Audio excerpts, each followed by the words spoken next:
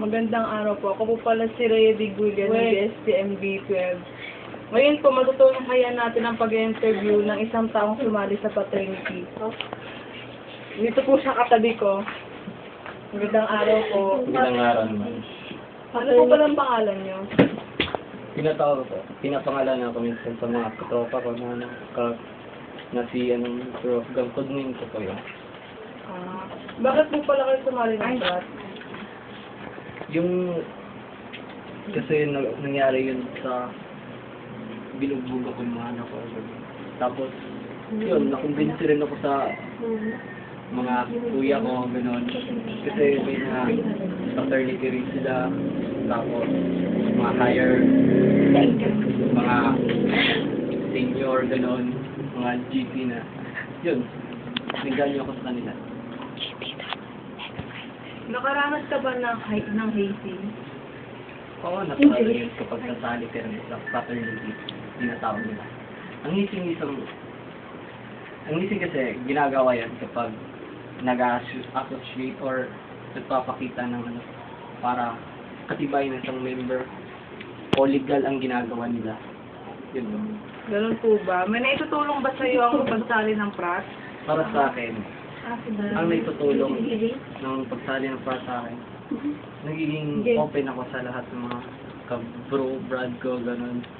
Tapos na ano rin, yung mga problema at saka yung mga jamming namin, nagkakaroon ng malaking kabuuan o kaya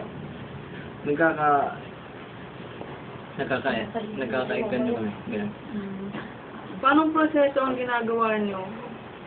Paanong proseso ang ginagawa nung sumali ka ng frat? Paano pong proseso yung ginawa sa inyo? Yung proseso na ginagawa sa amin para makapasok or makasali kami. Isa na rito ang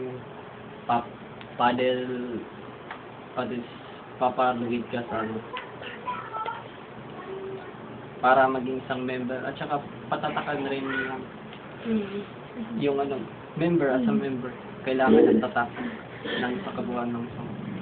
Hindi ka ba natatakot mapahamak dahil sa kapatiran ng inyong frat? Hindi naman. Kasi minsan, once sumali ka ng ganyan, dapat buo ng kalooban mo. Hindi na kung sasali ka pa, doon ka na magbibitin, hindi ka. Kung sasali ka, dapat buo yung kalooban mo na. Ganyan, gusto mo talaga na sumali. Tapos, yun. Paano ito nakakatulong sa inyong sarili? Nakakatulong para sa akin, nakakatulong to dahil nga yun sa sinabi ko kanina, naging open ako sa lahat ng mga prod ko, gano'n. Tapos kung may mga gusto kong gawin or mga ipakita na pupunta sa isang lugar na hindi ko alam o kaya may connection. Ang importante doon, yung connection lang. Ang nandun yung connection sa kung saan ka mapumunta para madali lang ka na. Ikaw, bilang isa sa mga kabatang sumasali ng frat, ano po may papayo sa kanila upang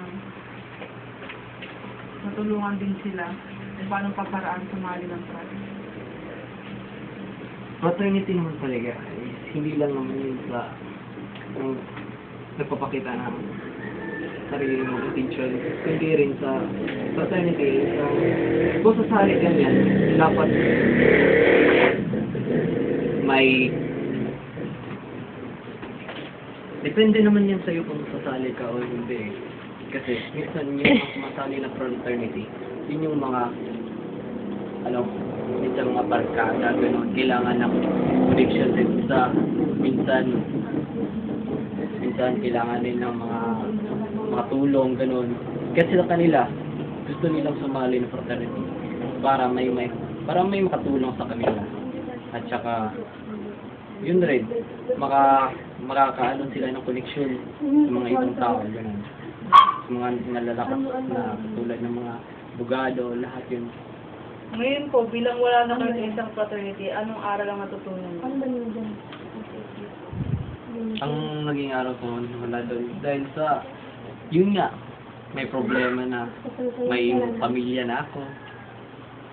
Kaya hindi ko masyado na priority yung mga anak, ganun. Kaya ninanais ng positibo na. Ganun po ba? Maraming salamat po ulit. Si Rhea nga pala. Sige, salamat. Salamat po.